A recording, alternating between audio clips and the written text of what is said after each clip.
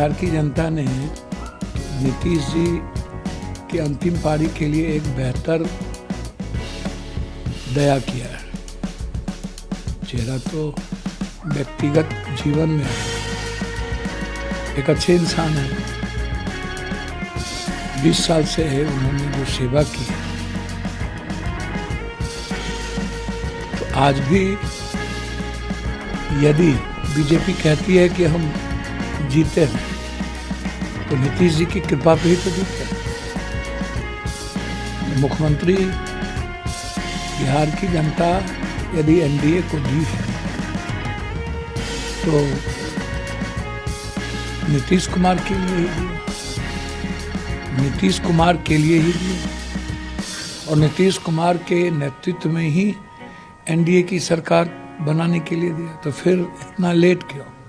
लगातार बीजेपी वाले आज तक ना तो गुलदस्ता देने गए, ना ही कहीं तस्वीर में बीजेपी वाले हैं, और सारे पार्टी के विधायकों से फोन करके टच में बात कर रहे हैं। क्यों भाई, जब आपके पास इतनी बड़ी बहुमत है तो अन्य पार्टियों से आप बात क्यों कर रहे हो? मतलब अंतिम तक प्रयास करोगे नीतीश कुमार जी को खत्म करने के लिए? अब भी मन नहीं भरा है। साजिश करके जीते, चोरी करके जीते और ज्ञानेश के दम पर जीते। ज्ञानेश को आज हो कल हो जेल तो जाना ही है, ज्ञानेश नहीं बचेंगे। ज्ञानेश की ताजीवन जेल में बीतेगी आने वाले समय में, आप लिख लो।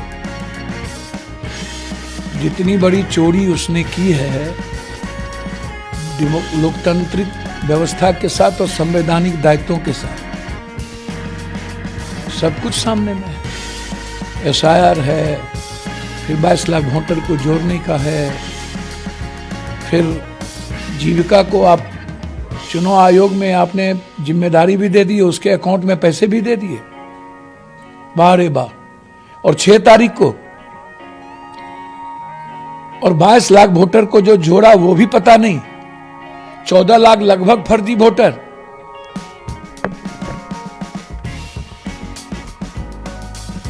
$7,42,00,000 दिखा रहे हो एसआईआर के बाद, और चुनाव वोट में गिर गए 7,45,00,000। तो इतने बड़े पाप प्रक्रिया के बाद पूरा बिहार में इंडिया गठबंधन को पोस्टल बैलेट पेपर में 80% बढ़त है और ईवीएम में बढ़त हो गई तुम्हारी। ईवीएम पर कतई भरोसा नहीं किया जा सकता है, बैलेट पर करो नहीं किया जा सकता। मेरा सवाल है तब भी, आज भी, कल भी रहेगा ईवीएम को लेकर। मैं इस मामले में बहुत क्लियर हूं। जो देश ईवीएम बनाया वही ईवीएम पर भरोसा नहीं किया। जो सबसे लोकतांत्रिक देश है वही भरोसा नहीं किया। तो इसीलिए नीतीश कुमार जी के साथ लगातार धोखा करने का प्रयास बीजेपी के द्वारा हो रहा है। बीजेपी के लिए नीतीश कुमार मजबूरी है। यह बात नीतीश कुमार जी को और जनता दल यू को समझ लेना चाहिए कि उनका स्वाभाविक घर आज भी जहां गांधी विचारधारा है, जेपी लोहिया कर्पूरी जी की संस्कृति है, वहीं है। नाथूराम गोडसे की विचारधारा और कंप्लीट अंबेडकरवादी संविधान से इतर हिटलर की तरह शासन चलाने वाला बीजेपी और आरएसएस के साथ वो कभी भी स्वाभाविक रूप से नहीं चल सकते। पहले भी डीएनए से लेकर के नीतीश कुमार जी को सदन की भाषाओं को लेकर मोदी जी ने कई खतरनाक आलोचना कर चुके हैं। और नीतीश कुमार जदयू पसंद नहीं है। यह चुनाव बीजेपी ने अपनी सरकार बनाने के लिए लड़ी थी, नीतीश कुमार जी की सरकार बनाने नहीं। इसलिए नीतीश कुमार जी ने अच्छा निर्णय लिया कि वो इस्तीफा नहीं दिए, ये आप समझिए।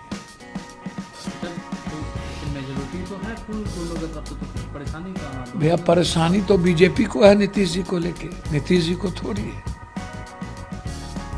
नीतीश जी के लिए तो इधर 41 MLA बैठे हुए हैं हमारे इंडिया गठबंधन, कि आप अपने घर में आइए और स्वाभाविक रूप से आप सरकार चलाइए। नीतीश कुमार जी को मजबूरी आज बना भी दे तो बंगाल के चुनाव के बाद ये लोग नहीं चाहेंगे नीतीश कुमार रहे। बंगाल और असम के चुनाव तक ही नीतीश कुमार को ये मजबूरी रखना चाहेंगे, उसके बाद या तो ये जदयू को तोड़ेंगे। हम नीतीश कुमार जी को एक सलाह देना चाहेंगे कि विधानसभा अध्यक्ष कभी मत दीजिएगा बीजेपी, सब कुछ दे दीजिएगा लेकिन विधानसभा अध्यक्ष मत दीजिएगा। ये करबद्ध हाथ जोड़ता हूँ नीतीश जी आपसे। ये है कि जिस तरीके से लालू परिवार में रोहिणी आचार्य है, वो कल जिस तरीके से रो रो कर उन्होंने कहा कि मेरे माँ बाप, लालू जी भी रो रहे थे, वहाँ राबड़ी जी भी रो रहे थे, उनके सामने जिस तरीके से ये हुआ, कैसे तक संजय यादव और रमेश पर वो सवाल खड़े किए। देखिए, घर घर की कहानी है, एक घर की बात नहीं है, और कोई परिवार ना बिखरे, मैं ऐसा मानता हूं। राजनीति में परिवार को नहीं घसटा जा सकता। रोहिणी जी घर की बात को अपने बहनों और अपने परिवार के बीच में बड़ा दिल दिखा करके, वाह, इसको कंप्रोमाइज कर ले तो समाज के लिए भी और लालू यादव के सम्मान के लिए भी अच्छा होगा। मैं मानता हूं कि उस परिवार में जो शिखंडी हैं और जिस तरीके से विभीषण और मान सिंह के तरह जो जयचंद लोग बैठल हैं, तेजस्वी जी को उन जयचंद और मान सिंह को परिवार में दखल नहीं दिलाना चाहिए, और ये तेजस्वी जी की जिम्मेदारी है कि परिवार को कैसे एक किया जाए। परिवार को कभी नहीं टूटने देना चाहिए। विचारों का मतभेद रहता है, पति पत्नी के बीच रहता है, सबके बीच रहता है, लेकिन बिखराव सही नहीं है। और यह घटनाक्रम समाज को प्रभावित किया है। लालू यादव जी के सम्मान के प्रति गरीबों का ऊंचा सम्मान है। यह लालू यादव परिवार का ही मतलब नहीं है। इस तरह से जो लोग लालू यादव का सम्मान और करते हैं, वो सारे परिवार और बिहार के उस समाज का पर असर पड़ा है।